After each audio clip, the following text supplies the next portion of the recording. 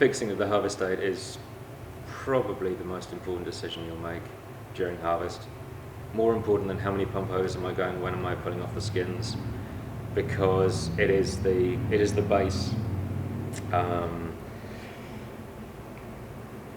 How does that come about? How do you reach that decision? Obviously, all have been following the vineyards throughout the growing season, how they feed, how they develop, how much rainfall you've had, how much sun exposure you've had. Has it been a particularly hot year, a particularly cold year? So you'll have the bases. As you get closer to harvest, your analysis of that becomes more and more precise, because you're looking for certain characters. You're looking for ripeness, you're looking for acidity, how is it holding, how is it developing, what is the interplay between the flavours. To achieve a knowledge of that and to be able to follow that, I'll be tasting a lot of grapes in the vineyards and breaking that down into the component parts. So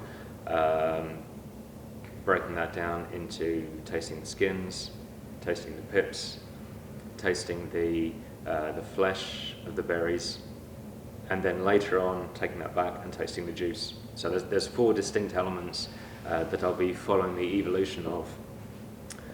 And these 4 elements all show me different things. For example, the pips will become more and more woody, which will be an indication of maturity. The skins will ripen, will develop, will enrichen. The pips will detach increasingly easily from the flesh. So there's actually a physiological observation to be made there. A lot of the aromatic compounds are just underneath the skin, in the layer just underneath the skin, and so when you're tasting the skin, you'll be tasting a lot of these as well with it. So just a kind of a micro layer underneath the skins. This is all fine when you're walking up and down the rows in the vineyard. It's very easy to not get so much of an overview, which is why we take bunches, we take bunch samples from the vineyard, take it back to the winery, press them lightly, so we're actually getting a juice as well, which has elements of all the 3, so the pips, the skins, and the flesh, and we're tasting the juice as well, which is giving us an idea as well as to how all this is coming together.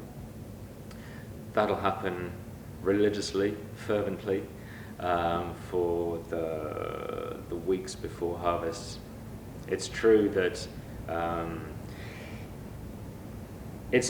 growing is not a linear scale, and so the closer you get to the picking date, the quicker things change, and there's varieties that they change quicker than others. For example, your picking window on Grenache, in my opinion, is much shorter than on Carignan.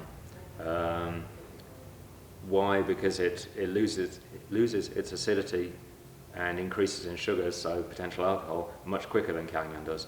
And so you need to be very mindful of that when you're tasting, like, okay, we're here today, where's it going, and how long do I reckon it's going to take to get there? Because on the one hand, you want to get to the maturity that you're looking for, but you don't want to go past it either. And you have a greater or lesser tolerance depending on the one hand, depending on the variety, but on the other hand, depending on the cuvee that you're thinking already in your mind that it's going to be destined for.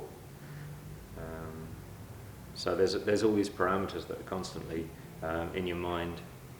Beware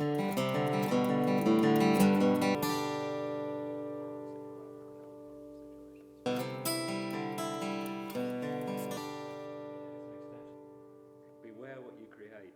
Its arms are long.